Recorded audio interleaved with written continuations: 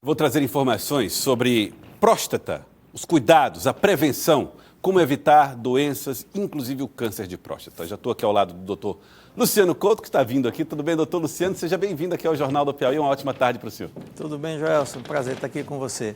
Primeira informação que eu queria tratar com o senhor é essa aqui que está na tela.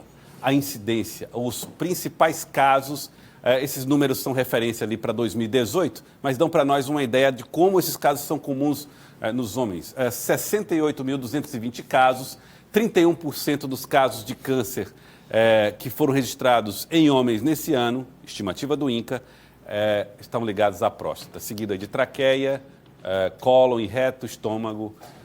É um caso mais comum por quê, doutor?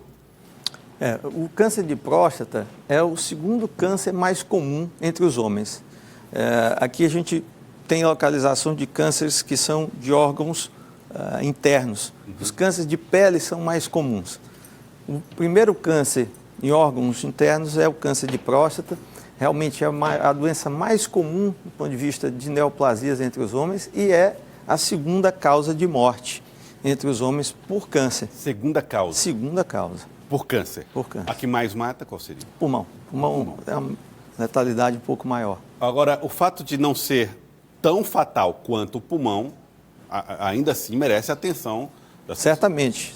A incidência, o número de mortes, ele é muito alto, apesar de a letalidade ser um pouco menor do que o de outros tipos de câncer, mas pela alta incidência, o número de mortes também é muito elevado. Eu quero falar um pouco também aqui a respeito dos fatores de risco. E aí eu chamo a atenção de todos aqueles que estão acompanhando. A idade pode ser um fator de risco. Quando o senhor fala de idade, você está falando de quanto maior a idade, né, mais velho? Exatamente. O envelhecimento é o principal fator de risco para o aparecimento de um câncer de próstata. Então, a gente considera que a partir dos 50 anos a incidência aumenta bastante e é exatamente neste momento que nós orientamos que todos os homens devem começar a procurar os serviços de saúde, começar a fazer os exames preventivos. E se houverem outros fatores de risco, que aqui estão citados, raça negra, obesidade, indivíduos que têm maus hábitos alimentares, principalmente com ingestão de dietas muito ricas em gorduras, frituras, você deve começar a fazer um pouquinho mais cedo, no caso aos 45 anos de idade. Tá, a idade hoje recomendada para quem não está no grupo de risco? 50 anos. 50 anos. Essa idade já foi menor no passado, né? Sim, verdade. Por que mudou isso? A medicina ela sempre está se reavaliando, né, Jorge? A gente faz uma medida, depois de alguns anos você avalia o impacto que aquela medida teve e tenta adequar conforme os resultados. E o que se viu é que quando você começava muito cedo a fazer os exames, 40 anos para quem tinha fator de risco e 45 para a população geral. O que a gente via era que nesse período a incidência da doença era muito baixa. Então o homem passava às vezes muitos anos fazendo exames que davam normal. E por acomodação, você passa 5 anos fazendo, não deu nada, você passava um tempo sem fazer e exatamente quando o risco aumentava, o indivíduo passava um tempo sem fazer. Então, nós otimizamos e levamos para uma faixa onde o risco realmente é maior e onde deve ser feito o foco do trabalho. Bom, vamos falar um pouco então sobre a próstata, né? Onde ela está localizada no corpo humano, doutor. Onde ela fica exatamente e qual é o objetivo, né? A função? Então, aqui nós vemos a próstata, é essa estrutura, é uma glândula, fica aqui abaixo da bexiga, né? Essa aqui é a estrutura do assoalho pélvico, é o osso púbico, né? Então a próstata fica exatamente abaixo da bexiga. E aqui é o reto, tá? É o intestino. Por isso que o exame de toque da próstata pode ser feito através do reto, porque você consegue palpar essa região que a gente chama de zona periférica da próstata.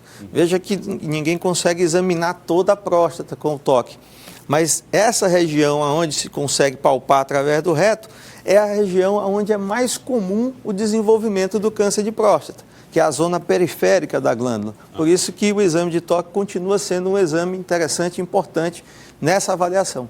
Tá. A função da próstata. Isso é interessante a pergunta, porque tem gente que diz assim, essa próstata só serve para dar problema, doutor? Por que a gente não tira logo? Tá.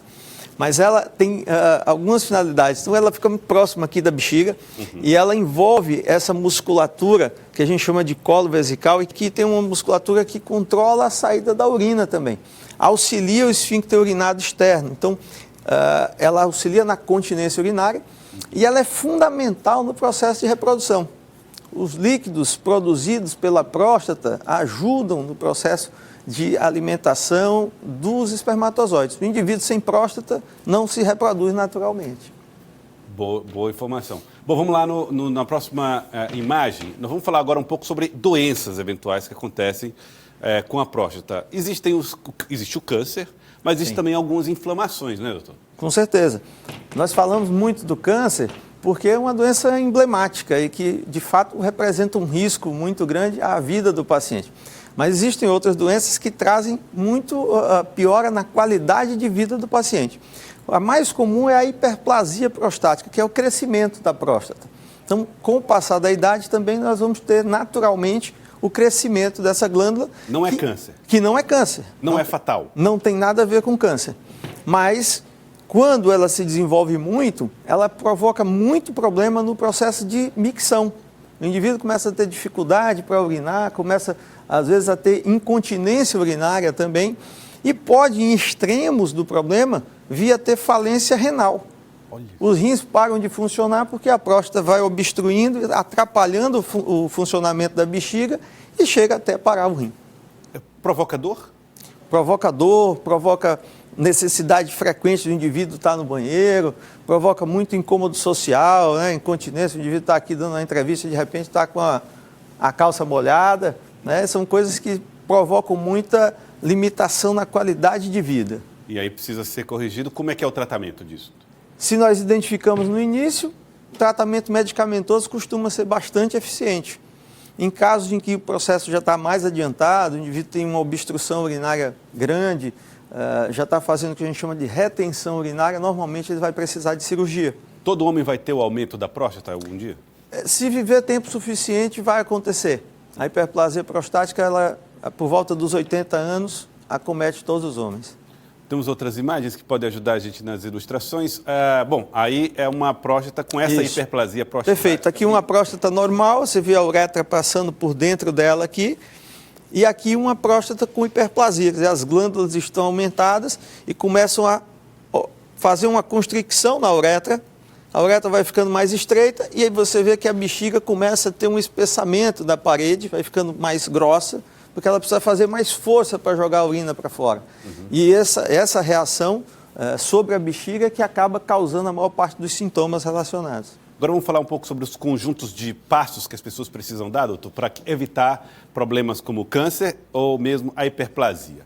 O câncer, o senhor já disse que existem meios, formas, estilos de vida que podem prevenir. No caso da hiperplasia, existe também?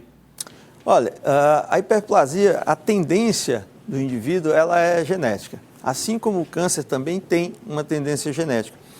Indivíduos, por isso que têm o antecedente familiar desses problemas, eles têm que fazer uma vigilância maior. Hábitos que ajudam a minimizar, os indivíduos que procuram ter alimentação mais saudável, principalmente alimentação mais pobre em gordura, indivíduos que ingerem uma maior quantidade de líquidos, né, e urinam regularmente, eles têm menos processos inflamatórios do trato urinário. Mas não há uma certeza de que isso vai impedir que ele tenha o problema. Nós podemos minimizar o problema.